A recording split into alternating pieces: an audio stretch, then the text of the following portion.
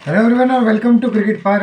India और England की series जो है 25 तारीख से शुरू होने वाली है हैदराबाद के राजीव गांधी इंटरनेशनल स्टेडियम के अंदर। और दोनों टीमों ने अपना स्क्वाड अनाउंस कर दिया। सबसे बड़ी बात यह है कि इंग्लैंड की तरफ से हैरी ब्रूक और इंडिया की तरफ से विराट कोहली जो है वो हमें हैरी ब्रूक तो खैर पाँचों मैच के लिए अवेलेबल नहीं होंगे और विराट कोहली जो है पहले 2 मैचेस के लिए अवेलेबल नहीं होंगे।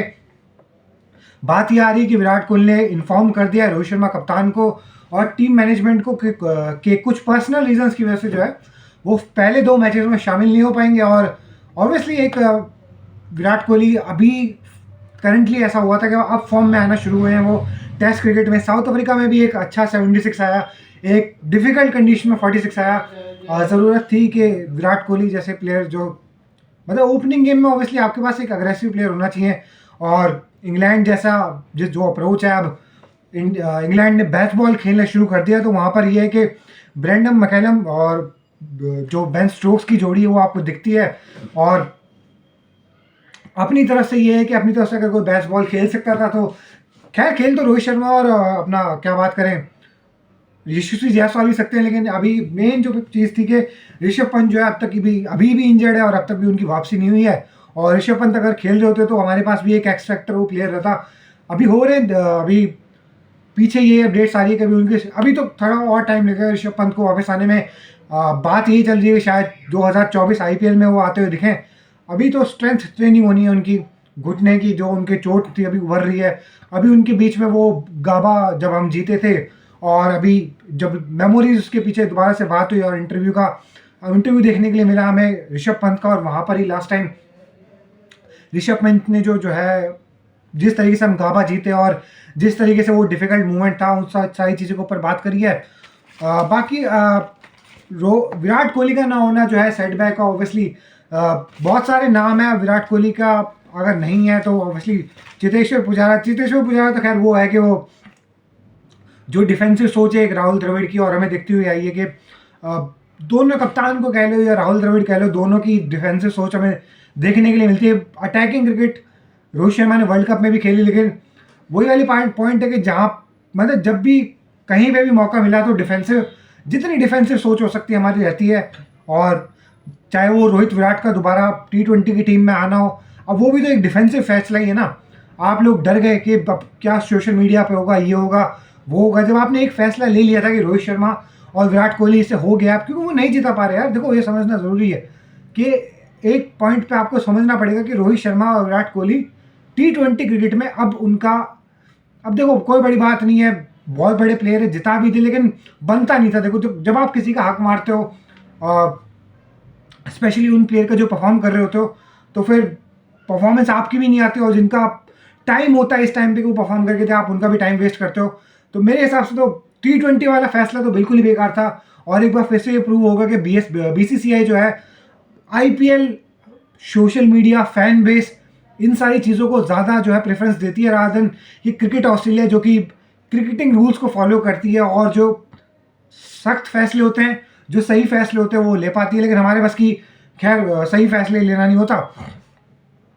देखो अगर सही फैसला लिया जाए तो रजत पाटीदार को होना चाहिए। अगर विराट कोहली नहीं है, अभी भी देखो श्रेयस अय्यर है, KL Rahul as a specialist batter खेलेंगे। अब KL Rahul as a specialist batter खेल तो सकते हैं यार, लेकिन जब आप कीपिंग करी, जब आपका मन करता है, जब आपके मन चाहिए जगह होती है तो आप बैटिंग करने के लिए, अब यहाँ पर सिर्फ बैटिंग करने का क्या मतलब है। अब आप कीपिंग भी करी लो, जो आपने पूरे मजे करे हैं वर्ल्ड कप के अंदर। KL राहुल ने तो पूरी बैटिंग भी करी, कीपिंग भी करी है, तो कर ही ले भाई कीपिंग। अब आज इस बार भी कर ले, क्या दिक्कत है। साउथ अफ्रीका में मेरे ख्याल से KL राहुल ने करी थी विकेट कीपिंग, तो मेरे ख्याल से इस बार भी KL राहुल को ही कर लेना चाहिए था। अब यही है कि मतलब अब मन मानी जिसे कहते हैं ना, जो जिसका मन करता है और जैसे मन करता है वो वैसे कर लेता है, तो वही वाली बात है। बाकी अगर बात करें तो यार Rajat Patidar 55 first class matches खेले हैं। रजत पाटीदार की जो एवरेज है 45.97 की है। 4000 रन है रजत पाटीदार के, 1200 हैं, 22-50 है रजत शर्मा ने पहले जा रहा है दो सेंचुरी आ चुकी है रजत पाटीदार की इंडिया ए की तरफ से लास्ट 3 गेम में। और इंडियन जो इंग्लैंड लाइन के साथ मैच हो रहा था वहाँ पर 151 रन की पार्टनरशिप आई है। 151 रन मतलब रजत पाटीदार जो हैं उनके आए हैं जब इंडिया के 50 पर 6 विकेटें गिरने के बाद जिस तरीके की इनिंग आई थी तो वो बहुत ही अच्छी इनिंग थी। बाकी देखो रजत पाटीदार को यार मौका मिल सकता है। अभी पुजारा ने भी रन कर दिया भाई, पुजारा तो रन कर ही देते हैं। पुजारा ने 243 जो रन है वो करें झारखंड के खिलाफ, हरियाणा और विदर्भा के खिलाफ खेलते हुए भी उन्होंने 4 पारियां रही हैं उनकी, 49, 43, 43, 66 ये जो है चेतेश्वर पुजारा के स्कोर रहे हैं। इसके अलावा चेतेश्वर पुजारा ने 14,000 रन भी फर्स्ट क्लास क्रिकेट में कंप्लीट कर लिए हैं। तो अगर जिस तरीके से अगर मैं सोचता हूँ चलूँ कि जो डिफेंसिव सोच रही है राहुल द्रविड़ की, जो कोचिंग स्टाफ पूरा रहा है, जो एक थिंक टैंक जो रहा है, जो डिफेंसिव है और कावर्ड है, जैसे मैं अगर मैं कहूँ सही में डरपोक एक कोचिंग स्टाफ जो हमारे पास है, अगर उसकी तरफ से हम जाए तो शायद वो पुजारा को वापस लेके आ जाएंगे। और अगर रोहित शर्मा थोड़ा अथॉरिटी लेते हैं, क्योंकि रोहित शर्मा देखो यार, रोहित शर्मा को मैं फिर भी ये समझता हूँ कि उनके पास वो अटैक वाला माइंडसेट है कि किस प्लेयर को कब खिलाना और कहाँ पर कौन परफॉर्म करके दे सकता है। बाकी सरफराज खान की अगर हम बात करें तो सरफराज खान को मौका मिलना चाहिए। मतलब देखो, अगर डिजर्विंग की अगर मैं बात करूँ सबसे ज़्यादा तो सरफराज खान को आप खिला लो या फिर रजत पाटीदार को आप खिला लो। बाकी रिंकू का भी नाम निकल के आ रहा है। पुजारा का ये है कि मतलब उसको अगर पुजारा को अगर बैक करते हैं राहुल द्रविड़ तो उसके पीछे वो यही रीज़न जो है साइड करेंगे कि यार एक्सपीरियंस प्लेयर है, विराट कोहली नहीं है तो कोई एक्सपीरियंस प्लेयर होना चाहिए था, तो हमने जो है चेतेश्वर पुजारा को डाल दिया। तो वो सारी बातें तो वो ठीक है, अब चेतेश्वर पुजारा को मेरे हिसाब से कोई बड़ी बात नहीं है अगर चेतेश्वर पुजारा को डाल देंगे तो। बाकी पता कुछ नहीं चलता, जो इनकी मर्जी होती है वो कर लेते हैं। सरफराज खान का अगर मैं बताऊं 68 की उनकी एवरेज है, फर्स्ट क्लास मैचेस उनके 44 हैं, 5वें नंबर पे बैटिंग करते हुए सरफराज खान ने जिस तरीके की एवरेज मेंटेन की है। अभी जो मैचेस हुए थे इंग्लैंड लायन के खिलाफ, वहाँ पर भी सरफराज खान ने 250 बनाए जिसमें से एक 96 भी है। तो सरफराज खान के साथ ये है कि फिटनेस के ऊपर उनकी बात होती है, लेकिन बस ठीक ही है। अब जो फिटनेस है फिर वो बहुत सारे लोगों की फिटनेस नहीं है। अगर बात की जाए फिटनेस की तो कुछ फिट खिलाड़ी हैं। अगर मैं ओवरऑल फिटनेस की बात करूं, क्योंकि देखो फिटनेस तो वो होती है ना, फिट तो हार्दिक पांड्या भी है, कहाँ है उसका पेट, लेकिन वो पड़ा ही रहता है ना अस्पताल में पूरे दिन, तो वो वाली बात भी होती है। हार्दिक पांड्या को भी अभी सारी चीज़ें जो हो रही है वो हार्दिक पांड्या की इंजरी की वजह से तो है। अगर हार्दिक पांड्या इंजरी ना होते और लगातार क्रिकेट खेल रहे होते, एज कैप्टन अगर वो टीम का चार्ज लेते और एज कैप्टन कुछ सीरीज में वो ऑब्वियसली उनकी खुद की डोमिनेंट परफॉर्मेंस आती, अपनी टीम को प्रॉपरली लीड करते, तो ही शायद बीसीसीआई जो था ये टफ डिसीजन ले पाता। बाकी अगर हम बात करें तो रिंकू सिंह अब तक T20 के अंदर तो 89 की उनकी एवरेज है, स्ट्राइक रेट 176 का है, मैचेस 15 है फर्स्ट क्लास मैचेस। अगर मैं ये तो T20 आएगा तो, लेकिन अगर रिंकू सिंह के फर्स्ट क्लास मैचेस की अगर हम बात करें तो 44 फर्स्ट क्लास मैचेस हैं, 3109 उनके रन है, एवरेज है 57.57 की, 7 उनके 100 हैं, 20 उनके 50 हैं। तो रिंकू सिंह देखो आउटसाइड चांस है। बाकी रिंकू ने जो है आग तो लगा रखी है T20 क्रिकेट के अंदर एज एक्स फैक्टर, शायद बहुत आउटसाइड ही चांस है। मुझे लगता है ये लोग रिंकू सिंह का चांस देंगे। आएगा तो देखो या तो पुजारा आ जाएगा या फिर रजत पाटीदार में से कोई आएगा। सरफराज खान को भी ये मौका नहीं देने वाले। रियलिस्टिक चांस मुझे ऐसा लगता है कि चेतेश्वर पुजारा की जो है वो वापसी होगी। चलो इस पर बहुत देर बात कर लिया। मेन चीज़ है कि इंडिया के ओवरऑल स्क्वाड पे जो है देख लेते हैं। फास्ट बॉलिंग में अगर मैं बात करूँ तो बुमराह ने अभी इंटरव्यू दिया और बुमराह ने कहा है कि टेस्ट क्रिकेट में मेरे लिए बहुत ज़्यादा अहमियत वाला है। मैंने शुरुआत किया था IPL से, मैंने वहाँ पे विकेटें भी ली, बहुत सारी चीज़ें उन्होंने बात करी हैं। और लेकिन उन्होंने कहा है कि यार टेस्ट क्रिकेट जो है वो किंग है इस जनरेशन का। और उन्होंने कहा है कि मैं भी अपनी परफॉर्मेंस को, ओवरऑल अपने करियर को जो जज करूंगा वो टेस्ट क्रिकेट की परफॉर्मेंस के ऊपर ही करूंगा। और बुमराह के साथ जो है थोड़े बहुत फिटनेस से रिलेटेड भी इश्यूज रहे, लेकिन अब उनकी बॉडी जिस हिसाब से वो वापस आए हैं तो काफ़ी अच्छी रिदम में भी है। वर्ल्ड कप बड़ा अच्छा गया बुमराह का, और विकटें शायद उतनी नहीं मिली, विकटें नहीं है बुमराह के साथ उतनी, लेकिन परफॉर्मेंस है बुमराह के साथ, ये वाली पॉइंट है। और उसके बाद बुमराह ने कहा है कि यार ये बेसबॉल अप्रोच तो है अग्रेसिव, और उनके लिए वो वर्क कर रहा है। और उन्होंने मतलब ऐसा नहीं है, देखो बुमराह ने ये नहीं कहा कि बेसबॉल जो है कुछ नहीं है, ये नहीं है, लेकिन हाँ बुमराह ने एक बात बहुत सही कही कि जब बेसबॉल क्रिकेट में जब आप जाते हो और थोड़ा सा अग्रेसिव अगर आप खेलोगे तो ये तो रहेगा कि बॉलर के पास चांसेस रहेंगे कि वो आपकी विकेट ले सकता है। तो वो चीज़ बुमराह ने कहा है कि एज अ बॉलर अगर मैं बात करूं कि अगर मेरे अगेंस्ट अटैकिंग क्रिकेट खेली जा रही है, तो चांसेस बनेंगे मेरे लिए, मौके रहेंगे मैं वहाँ से विकेटें निकाल सकूँ। तो ये सारी बात जो है जसप्रीत बुमराह ने करी है। अच्छा यार बस ये मैं बता दूं, जसप्रीत बुमराह जो है पूरे दिन मजदूरी करने वाले हैं, क्योंकि यहाँ पर स्पिन ट्रैक बनने वाले हैं, और स्पिन ट्रैक में बस फास्ट बॉलर के लिए कुछ होता नहीं है। नई बॉल के साथ कुछ 1-2 विकेटें मिल जाए तो मिल जाए, वो आपका स्किल है। हाँ, रिवर्स करा सकते हो भाई, आप तो करा लो। जिस तरीके से वो 2 विकेटें जिस तरीके से गिरी थी, जेम्स एंडरसन ने क्या रिवर्स करा था, दोनों बैट्समैन को एग्जैक्टली आइडेंटिकल सेम तरीके से आउट किया था। शुभमन गिल को भी अंदर बॉल पड़ी, अंदर चली, और शुभमन गिल की भी विकेट उड़ गई थी। और वही सेम डिस्मिसल फिर हमें देखने के लिए मिला अजिंक्य रहाणे के साथ भी, उनका भी बल्ला आगे आया, और मतलब वो भी पड़ के मतलब क्लासिक रिवर्स स्विंग जो थी, उनके भी जो थे स्टंप्स जो थे शैटर हो गए थे उसके बाद वहाँ से।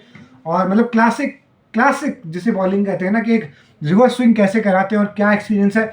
मैं भी ये समझता था कि यार कि बहुत तगड़ा तो देखो नहीं किया ऑब्वियसली जेम्स एंडरसन का, अब जो एज है उनकी, पिछला जो मैं टूर की बात कर रहा हूँ, कि पिछला टूर भी बहुत ज़्यादा तगड़ा नहीं गया, लेकिन वो जो एक स्पेल आया था ना जिसमें 2 विकेटें एक साथ ही ली थी, अगर मैं बात करूँ जेम्स एंडरसन ने, जहाँ पर अगर मैं शुभमन गिल को भी आउट किया था, उनके साथ भी रिवर्स स्विंग वो पड़ के अंदर आई जिस तरीके से बॉल, फिर सिमिलर सॉर्ट ऑफ डिसमिसल जो था अजिंक्य रहाणे का भी था। तो मैं उस सेंस में कह रहा हूँ कि उनके पास वो एबिलिटी है जेम्स एंडरसन के पास। आप उन्हें ये कह के नहीं आख सकते कि यार कि सिर्फ ये इंग्लैंड वाली, हाँ इंग्लैंड की कंडीशन जिस तरीके की है, वहाँ पे जो पिचेस होती हैं, जो ग्रास है, जो बाउंस है, उस सारी चीज़ों को फायदा मिलता है जेम्स एंडरसन को।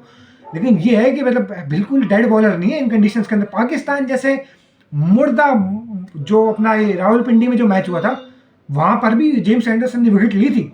और आपको पता है कि रावलपिंडी के हाईवे कितने तगड़े बनाए हुए थे पाकिस्तान ने। रमीज राजा ने कहा था कि यार बाबर क्या आपको 100 नहीं देखना। तो वो सारी चीज़ें हैं। तो कहने का मतलब ये है कि सब कॉन्टिनेंट में हमें ऐसा लगता है कि मतलब उतने ज़्यादा इफेक्टिव नहीं है जेम्स एंडरसन, लेकिन हाँ जो एक्सपीरियंस अब उनके साथ है, और अभी भी यार ठीक ही लग रहा है। मतलब बंदा बेन स्टोक्स ऑब्वियसली यार उसे मेरे ख्याल से थोड़ा सा बहुत शार्पली इस्तेमाल करने के लिए सोचेगा, और वो जब बॉल पुराना हो जाएगा और जब बॉल जो है फिर आपको आपका एक्सपीरियंस जो रहता है कि वहाँ से आप विकेट निकाल के दो, उस चीज़ के लिए बेन स्टोक्स जो दोबारा से प्रेफर करेंगे जेम्स एंडरसन को। जेम्स एंडरसन यार देखो मतलब सल्यूट है उस बंदे को, सीखना चाहिए, इंस्पिरेशन लेनी चाहिए लोगों को कि कहाँ ये नवीन उलक टाइप के प्लेयर हैं जो कि अभी से ओडीआई क्रिकेट को छोड़ के भाग रहे हैं, और कहाँ वो बंदा अब तक भी 40 साल की उम्र से भी ज़्यादा हो गया और वो अब तक भी टेस्ट क्रिकेट खेल रहा है। तो इन्हीं लोगों ने टेस्ट क्रिकेट को जिंदा रखा हुआ है, और पिचेस ऐसी हो यार कि टेस्ट क्रिकेट ना एकदम दोबारा से जान भर जाए टेस्ट क्रिकेट के अंदर। पता चले देख के क्या दो बड़ी टीमें, 2 टीमें जिनके पास मतलब हिस्ट्री है टेस्ट क्रिकेट में, वो खेल रही हैं। बाकी अगर हम बात करें तो यार श्रेयस अय्यर हैं, श्रीकर भरत है। श्रीकर भरत देखो अभी जो मतलब अगर मैं बात करूं वो जो फाइनल हुआ था WCTC का, खैर वहाँ पे तो किसी ने भी कुछ नहीं करा अजिंक्य रहाणे को छोड़ के। श्रीकर भरत वहाँ पर बहुत ही डिसअपॉइंटिंग परफॉर्मेंस थी। देखते हैं श्रीकर भरत के साथ कैसा होता है। लेकिन हाँ बेंच मार्क जो ऋषभ पंत है उस जैसे तो खैर हमारी टीम में ना आया है टेस्ट क्रिकेट में हमारे लिए ना शायद कभी आए। हाँ उसी जैसा जो इम्पैक्ट था या फिर उससे भी ज़्यादा अगर आप बड़ा कहो इम्पैक्ट वाइज मैं अगर बात करूँ तो वीरेंद्र सहवाग का था हमारे क्रिकेट के अंदर, कि जो इस तरीके की इनिंग खेल सकते हैं या फिर उससे भी बेहतर इनिंग खेल सकते हैं। उसके बाद अब ऋषभ पंत आए थे कि टेस्ट क्रिकेट के अंदर, और आए थे क्या मतलब दोबारा से कम बैक होना ही ऋषभ पंत का भी कुछ समय की और बात है, थोड़ा सा और मैच्योर होके आएंगे शायद। एक जो है बेटर वर्जन हमें देखने के लिए मिलेगा ऋषभ पंत का। ध्रुव जुरेल है, केएल राहुल है। केएल राहुल कीपिंग वीपिंग कुछ नहीं करने वाला, दस्ताने जो है राहुल द्रविड़ ने कहा मैंने दस्ताने छीन लिए केएल राहुल के, और कीपिंग नहीं कराने वाला मैं केएल राहुल से, दस्ताने मैंने उसको उतार लिया हाथों में से। गिल है स्टार प्लेयर शुभमन गिल। इसके अलावा अगर हम बात करें अश्विन है, अश्विन की 500 विकेटें होने वाली हैं यार, ऐश शर्मा को कॉन्ग्रेचुलेशन है। उसके अलावा अगर मैं बात करूँ रविंद्र जडेजा तो रहते ही हैं। अक्षय पटेल है, अक्षय पटेल के ऊपर तो बैटिंग पे भी बड़ा दबाव, बैटिंग से भी बड़ी उम्मीद रहेगी टीम की, क्योंकि भाई पिछले वाले मैच जो ऑस्ट्रेलिया वाली सीरीज हुई थी ना, जितनी बैटिंग अक्षय पटेल कर सकता था, जब किसी से बैटिंग नहीं हुई थी भाई अक्षय पटेल ने मैचेस जिता के दिए हैं। और दिल्ली वाले मैच में क्या बैटिंग करी है भाई, उस दिल्ली वाला मैच तो अगर हम जीते हारने वाले थे वो सीरीज ही हम हार जाते अगर दिल्ली का मैच आ जाते। दिल्ली का मतलब अगर मैं कहूँ कि वो किला कोटला अगर किसी ने फतह करा है तो वो अक्षय पटेल ही थे जिसने इतनी अच्छी मतलब कमाल की बैटिंग करी यार। मतलब अभी ठीक है कुछ वाइट बॉल क्रिकेट में इतनी ज़्यादा इनिंग्स नहीं आ रही, बट अक्षय पटेल को ये लोग मौका भी कहाँ देते हैं रेगुलरली। अब हर जगह तो आप जडेजा को अब T20 में फिर से जडेजा को घुसा दिया। अबे अब तो खेल लेने दो कम से कम अक्षय पटेल को भाई, अब वो कहाँ खेलेगा। तो अच्छा है, बट ये है कि अभी स्पिन यहाँ पर तो सारी स्पिन ट्रैक बनने हैं, तो अश्विन भी गेम में रहेंगे और जडेजा भी। अश्विन और जडेजा जहाँ पर स्पिन ट्रैक होंगे तो वहाँ पर गेम में रहेंगे। उसके बाद अगर मैं बात करूँ अक्षय पटेल ने पिछली बार तो इंग्लैंड का बहुत बुरा हाल कर दिया था, सारी सारी विकेट ले ली थी अक्षय पटेल ने अगर मैं बात करूँ, और किसी को समझ में नहीं आता। हालांकि कुछ बहुत ज़्यादा टर्न वन हो नहीं रही थी अक्षर की बॉल, मतलब अक्षर में वो थोड़ा सा, क्योंकि जडेजा का थोड़ा सा जो आर्म है वो आता है close to head, Axar Patel का जो ना थोड़ा सा और राउंड आर्म एक्शन है, मतलब थोड़ा सा ना ऐसे आता है अक्षय पटेल का, थोड़ा सा और राउंड आर्म होके आता है।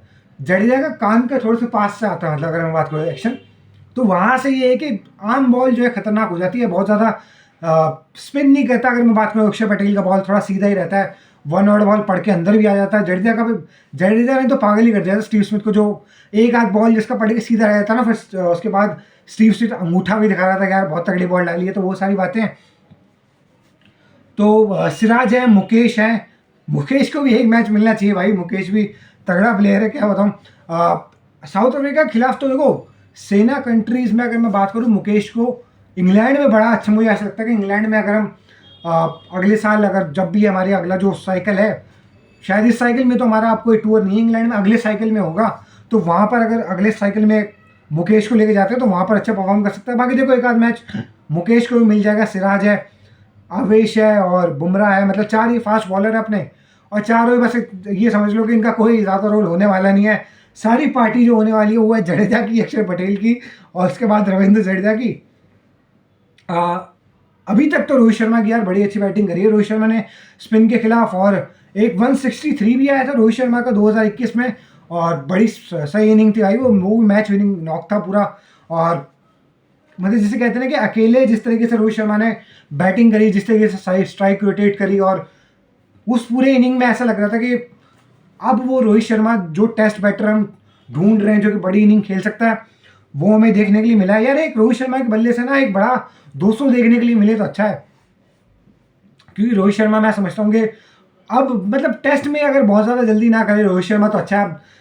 ODI के अंदर कर ली उन्होंने जल्दी, T20 में भी जब वो जल्दी करने गए बहुत ज़्यादा तो फेल ही हो गए फिर वहाँ पे। टेस्ट क्रिकेट में मैं चाहूँगा कि रोहित शर्मा ठीक है, वो एट टाइम देखो एक तो फेज़ आएगा जब बैट्समैन को एक्सलरेट करना पड़ेगा, पूरे टाइम तो आप एक ही पेस के ऊपर खेल नहीं सकते, लेकिन जब वो एक फेस आएगा तो वहाँ पर हमें पता है कि रोहित शर्मा फिर क्या करते हैं, और बॉलर जो है बॉलिंग भूल जाता है, कप्तान जो है कप्तानी भूल जाता है। जब रोहित शर्मा अपने ऑन सॉन्ग होते हैं रोहित शर्मा, तो थोड़ा सा शुरुआत में थोड़ा टाइम भी ले लो, कोई जल्दबाजी वहाँ पे नहीं है, अपनी बैटिंग को पूरा एंजॉय करो और लो यार, पूरी बारी लो। टेस्ट क्रिकेट में तो आप पूरी बारी लो, ठीक है ODI के अंदर आपने 50-40 करे, 45 करे, 50 करे, लेकिन टेस्ट में ये है कि कोई बड़ी बात नहीं है। रोहित शर्मा का अगर एक 200 भी देखने के लिए मिल जाए, क्योंकि है रोहित शर्मा के पास सारे स्ट्रोक्स हैं, स्वीप वो मार लेते हैं, रिवर्स स्वीप वो मार लेते हैं, डाउन द ग्राउंड वो मार लेते हैं, इनसाइड आउट वो मार लेते हैं, ठीक है। इसके अलावा लॉन्ग ऑन के ऊपर से वो मार लेते हैं, पैडल स्वीप रोहित शर्मा के पास है, कौन सा शॉट नहीं है रोहित शर्मा के पास, सारे रेंज, मतलब जो रेंज ऑफ स्ट्रोक्स। बस रोहित शर्मा एक ऐसा बैट्समैन है ना कि मुझे ऐसा लगता है कि फ्लो में उनका जो मन कर देता है वो मार सकते हैं, वो ऐसे बैट्समैन। तो वो है हमारी तरफ से अगर कोई बेसबॉल क्रिकेट खेलेगा तो वो यशस्वी जायसवाल होंगे, शुभमन गिल तेज खेल सकते हैं, और इसके अलावा अगर मैं बात करूँ तो अक्षय पटेल भी खेल सकते हैं। अक्षय पटेल को मैं बता रहा हूँ भाई, इस सीरीज़ में बहुत ज़्यादा अक्षय पटेल के ऊपर भी नज़रें होने वाली हैं। इंग्लैंड की बात करें तो इंग्लैंड की तरफ से अगर मैं किसी 2-3 बैट्समैन का नाम दूं तो मेरे हिसाब से बेन फोक्स को रखना चाहिए इन लोगों को। बेन फोक्स से पिछली बार भी यार बड़ी टर्निंग कंडीशन के अंदर भी एटलीस्ट फाइट दिखाई थी, थोड़ा मेथड दिखाया, थोड़ा टेम्परामेंट दिखाया और चैलेंज किया था, मतलब अक्षय पटेल को भी। ठीक है, मतलब उन कंडीशन में यार देखो बहुत ज़्यादा आप चैलेंज नहीं कर सकते रविंद्र जडेजा को या फिर अश्विन को, एट द एंड वो आपकी विकेट ले लेंगे, ठीक है। मेरे को तो एक वो डिसमिसल बेन स्टोक्स का भी याद आता है कि बेन स्टोक्स ने अश्विन ने प्रॉपर जो है ऑफ स्पिनर की जो बॉल होती है पड़ती है, फिर वो लेग स्टम्प से पड़ के उठती है, मट्टी जो है निकलती है, फिर वो top of the off stump जाके लगती है और फिर वहाँ से जब बैट्समैन आउट होता है तो उसी तरीके से एक बोल्ड किया था 2021 की सीरीज में भी इंडिया वर्सेस इंग्लैंड में, और वहाँ पर बेन स्टोक्स जो थे काफ़ी डिसअपॉइंटेड दिखे गए, भाई ये प्रॉपर इस बंदे ने जाल बुन के आउट करा मेरे को। तो ये है।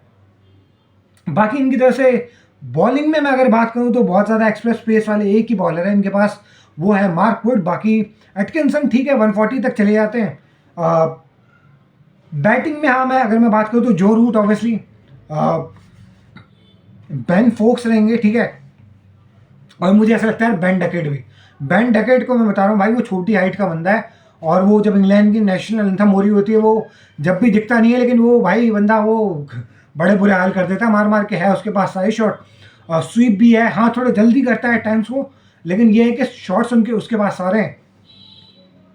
जॉनी बेस्टो यार मुझे नहीं लगता उसका कुछ का, जॉनी बेस्टो मुझे नहीं लगता कि वो बहुत ज़्यादा इंडिया के अंदर बहुत कोई तगड़ी परफॉर्मेंस दे देगा या फिर परेशान कर देगा। वो ठीक है, वो उसने एक इनिंग इनकी पार्टनरशिप लग गई थी, वो 368 समथिंग का टारगेट भी था। बर्मिंघम 2022 के अंदर बुमराह कप्तान थे, बुमराह को इंजरी हो रखी थी, बुमराह ने बॉलिंग करी ही नहीं, ये बच्चे लगे रहे और इनसे आउट हुआ नहीं। वहाँ पर वो मार मुर के चले गया, शार्दुल ठाकुर को बजा दी उसने पकड़ के। ठीक है, मतलब वो शार्दुल ठाकुर के साथ खेल लिया इसने, बट इतना अब पूरी तरीके से एक्सपोज हो गया जॉनी बेस्टो। 2023 के वर्ल्ड कप में कुछ नहीं निकल के आया जॉनी बेस्टो से, जहाँ पर शायद जेसन रॉय खेल सकते थे वहाँ पर जॉनी बेस्टो को खिलाया, और ज़बरदस्ती खिलाया क्योंकि कुछ निकला नहीं जॉनी बेस्टो की तरफ से ही। बाकी अगर जैक क्रॉली की बात करें तो जैक क्रॉली तेज़ खेलता है, जैक क्रॉली को पसंद है थोड़ा सा पेस, थोड़ा सा बाउंस, और जैक क्रॉली की इतनी कोई परफॉर्मेंस आई नहीं है। देखो अगर तुम मुझे कहोगे सब कॉन्टिनेंट में कि पाकिस्तान के अंदर जैक क्रॉली ने 100 मार दिया था या हैरी ब्रूक ने मार दिया था यार, तो अब वहाँ पर तो बाबर और रिजवान भी रन कर रहे हैं। अब देख लो ना उनकी क्या क्या लेवल ऑफ क्रिकेट, क्या टुच्ची क्रिकेट खेलते हैं वो लोग। मतलब वो सीमेंट वाली विकटें बनाकर प्लास्टिक की बॉल से खेल लो, वो क्रिकेट हो रही होती है वहाँ पे। और वहाँ पर भी सैल्यूट है यार बेन स्टोक्स ने। वो रावलपिंडी वाला कौन सा नेशनल स्टेडियम वाला मैच था इन लोगों का, दूसरा तीसरा, वो हारने ही वाले थे, मतलब बिल्कुल हारने वाला था और डिक्लेयर कर दिया था मेरे ख्याल से बेन स्टोक्स ने जल्दी। और लोग कह रहे थे कि यार देखो क्या बेवकूफ़ आदमी है, इतने रन तो बहुत कम रहेंगे, लेकिन वहाँ से भी बेन स्टोक्स ने करते करते करते मतलब वो मैच भी जीत लिया था। कहने का मतलब ये है कि बेन स्टोक्स एक वो कैप्टन है जो कि सही में मतलब कहने के लिए नहीं कि मैच जीतना है, हाँ देखो मैच जीतने और हारने से तो हर किसी को फर्क पड़ता है। एट द एंड कोई भी आपका फैन देख रहा है वो आपको जीतने के लिए देख रहा है, हारने के लिए कोई नहीं देख रहा। और ना आप कोई सोसाइटी हो, सोशल वेलफेयर सोसाइटी भी नहीं हो आपके, आप इसलिए समाज का भला करने के लिए आए हो कि टेस्ट क्रिकेट का भला करने के लिए आए हो। लेकिन बेन स्टोक्स जनरली वो एक कैप्टन है जो कि चाहता है कि टेस्ट क्रिकेट के अंदर जो फ्लेवर है वो यही है कि रिजल्ट आए। अब लोग जो है थोड़ा सा रिजल्ट के ऊपर फोकस करें, और वही चीज़ बेन स्टोक्स भी दिखा रहा है कि क्या मतलब कम से कम वो लेके जा रहा है उन लोगों को उस तरफ के अब टेस्ट क्रिकेट में से रिजल्ट निकालने के ऊपर फोकस करें। तो कुल मिलाकर कहने की बात ये है कि ऑली पोप वगैरह भी है, पोप चोप से कुछ नहीं होना। जो रूट इनके टीम में एक बैट्समैन है, हाँ बेन स्टोक्स अगर अप्लाई करके खेले तो सारे शॉट्स उसके पास भी हैं, अटैकिंग क्रिकेट उसके पास है, रुक के कैसे खेलना वो स्टोक्स को आता है। लेकिन स्टोक्स का ये है कि स्टोक्स तेज खेलेगा जो भी हो। जो रूट जो है मेरे हिसाब से, जो रूट आई थिंक वो ऑर्थोडॉक्स रूल होता है इन लोगों का कि एक वो बैटर रहेगा जो कि पूरी इनिंग को संभालेगा। तो मेन जो इनकी दीवार है वो जो रूट ही है। बेन फोक्स एक अच्छा बैट्समैन है, बाकी बस ठीक है, मुझे नहीं लगता कि जैक क्रॉली और ये ओली पोप वगैरह से बहुत कुछ निकल के आना है। हाँ जो रूट का अगर मैं कहूँ तो बहुत अच्छा टूर जा सकता है ये, मुझे ऐसा लगता है कि जो रूट के इस बार रन आएंगे, और मुझे लगता है बेन डकेट के भी रन आएंगे। अगर बेन फोक्स को इन लोगों ने खिलाया तो बेन फोक्स एक बढ़िया विकेट कीपर भी है, विकेट कीपिंग भी उसने बड़ी अच्छी कर थी स्पिन के खिलाफ। गोरे विकेट कीपर जो कोई भी मतलब अगर हम बात करें सेना कंट्री से अगर कोई विकेट कीपर आ रहा होता है तो उसके लिए विकेट कीपिंग यहाँ पर करना मुश्किल होता है। लेकिन उसने जिस तरीके की बैटिंग करी थी, विकेट कीपिंग करी थी, तो मेरे हिसाब से बेन फोक्स को ही मौका मिलना चाहिए था। बाकी मार्क वुड है इनके पास एक एक्सप्रेस पेस बॉलर। अब इतनी गर्मी में खैर चलो अभी तो ठंड है वैसे मैं कह रहा हूँ, लेकिन यहाँ पे हाँ कंधे से जोर लगा के विकेट शायद ले लेंगे, लेकिन ये है कि फास्ट बॉलर के लिए बहुत ज़्यादा कुछ पार्टी में होने नहीं वाला। हाँ एक आध मैच में देखते हैं जनरली, पर यार यहाँ पे काम मतलब इंडिया के अंदर अभी टेस्ट मैच क्रिकेट में हमने एक मेरे को वो मैच याद आता है राजकोट वाला, वहाँ पर जो है आई थिंक श्रीलंका के अगेंस्ट मैच चल रहा था, एक बहुत ही तगड़ा 49 आया था चेतेश्वर पुजारा का, और क्या अप्लाई करा था वो भाई, प्रॉपर स्विंग विकेट थी वो, प्रॉपर हरी घास वाली विकेट, प्रॉपर उस दिन जिस तरीके की ठंड थी, प्रॉपर इंग्लैंड वाली जो कंडीशन होती है ना, वो उस दिन राजकोट में बनी हुई थी, और बड़ा अच्छा अप्लाई करके खेला था अनटिल कि वो एक बॉल पड़ी और वो किल्लों पे लग गई चेतेश्वर पुजारा की, और वहाँ से पुजारा की विकेट निकल गई। लेकिन जब तक पुजारा खेले उस विकेट पे, जिस तरीके से उन्होंने हर एक बॉल को जज करा, स्ट्रोक मेकिंग, उनके alertness, awareness, running between the wicket, calling, सब चीज़ में बड़ा मतलब अच्छा खेले थे पुजारा। देखो मैंने इतनी तारीफ कर दी है चेतेश्वर पुजारा की, क्या पता राहुल द्रविड़ जो है वो वापस ही बुला ले चेतेश्वर पुजारा को।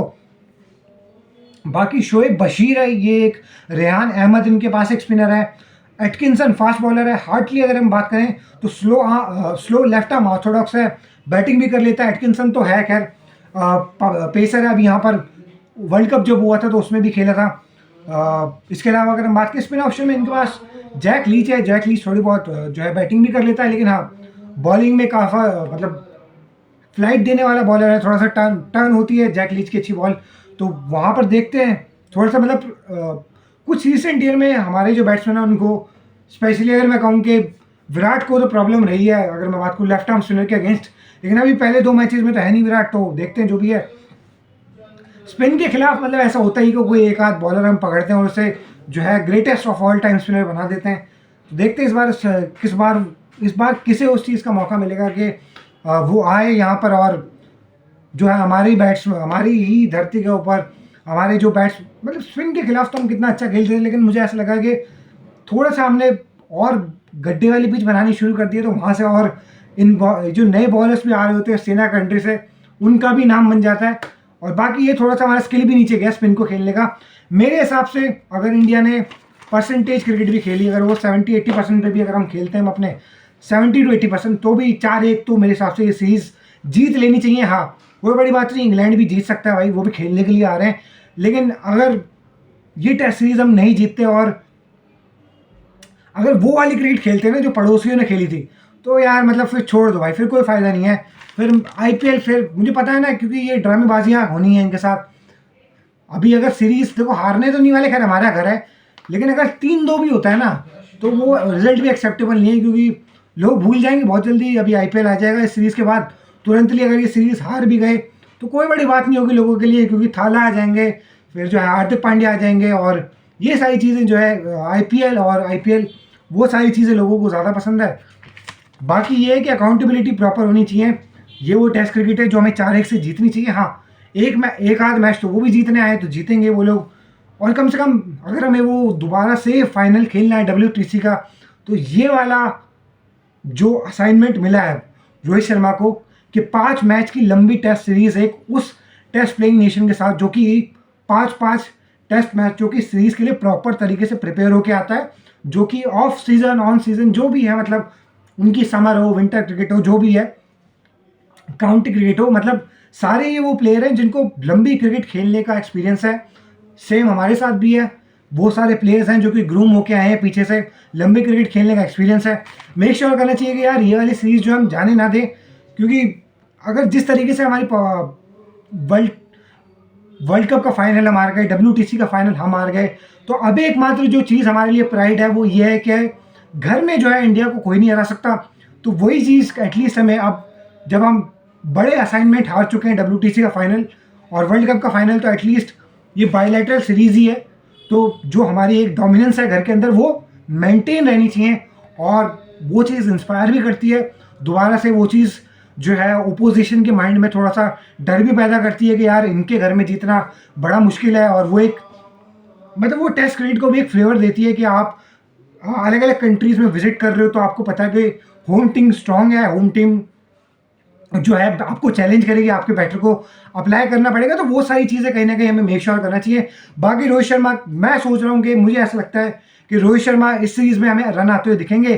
ठीक है साउथ अफ्रीका में नहीं आए रोहित शर्मा के, बहुत सारे बैट्समैन की नहीं आए, रोहित शर्मा ने अप्लाई नहीं करा, फिर वही उनके साथ दिक्कत है, तेज़ खेलूँगा, मार दूंगा, उड़ा दूंगा, फाड़ दूंगा, वही सारी चीज़ें, वो पुल शॉट वहाँ पर खेलने की कोई ज़रूरत नहीं थी। इसलिए मैं कह रहा हूँ कि रोहित शर्मा अगर अप्लाई करके खेलेंगे तो कोई बड़ी बात नहीं है, अगर उनका 1-200 तो कम से कम भी आ जाएगा। तो यही था गाइस वीडियो में। वीडियो अगर आप लाइक कर दीजिए, चैनल को सब्सक्राइब कर दीजिए। अब जो है क्रिकेट पर लगातार वीडियोस आती रहेंगी। Thank you for watching the video, और देखते हैं बाकी अभी 1-2 दिन कोई मैचेस नहीं है। ग्लेन मैक्सवेल के ऊपर जरूर एक वीडियो बनेगी कि ग्लेन मैक्सवेल जो है कहाँ अपना सर मार दिया उन्होंने। एडिलेड के हॉस्पिटल में भी वो कुछ टाइम के लिए रहे, और इन्वेस्टिगेशन भी हो रही है उनके ऊपर। तो उसके ऊपर जैसे अपडेट आती है तो वो भी मैं आपके साथ शेयर करूंगा। Thank you for watching the video guys, have a nice day.